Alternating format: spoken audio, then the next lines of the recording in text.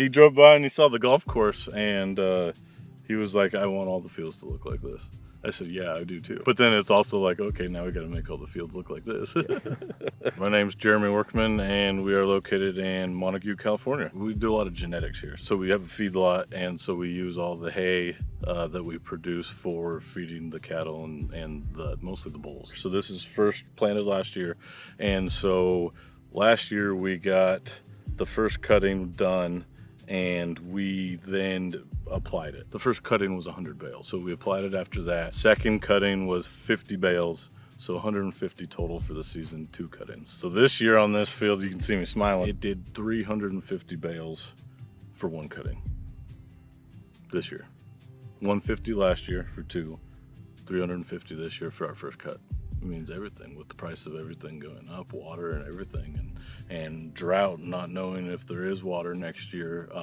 If you can add 50% to your hay production for 1 year, like normally it gets, say it gets you through 2 years normally, and now you're getting through, say you're getting through 3 or 4 years.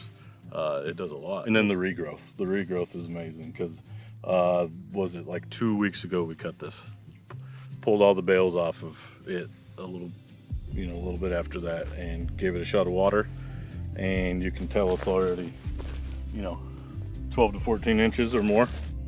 So, and that's just water. There's just water and the product, the green juice is what I call it. No fertilizer was used, so just water and the good stuff. Makes me smile. Time to apply all the good stuff to every field. I mean, but it makes you. Look at it. Look at it.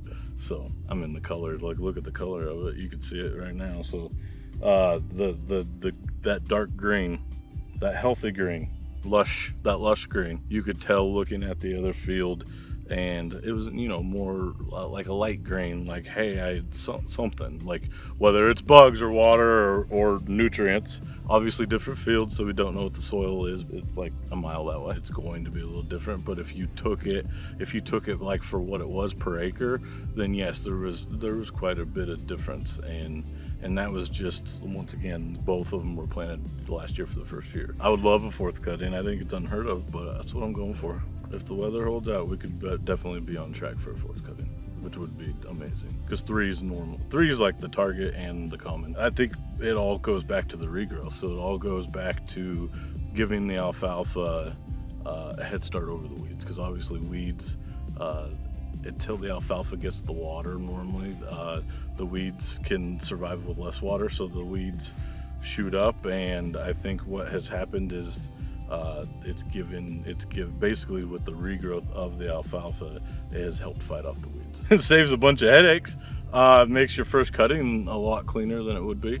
It just stacks up all together and makes the better quality hay, better cows. It's definitely working.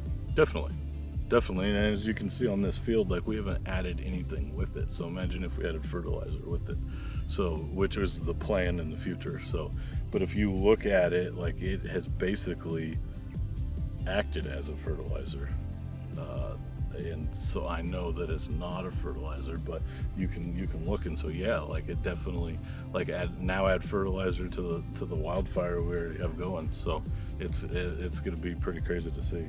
Rhyzogreen, the soil stimulant that pays for itself, definitely.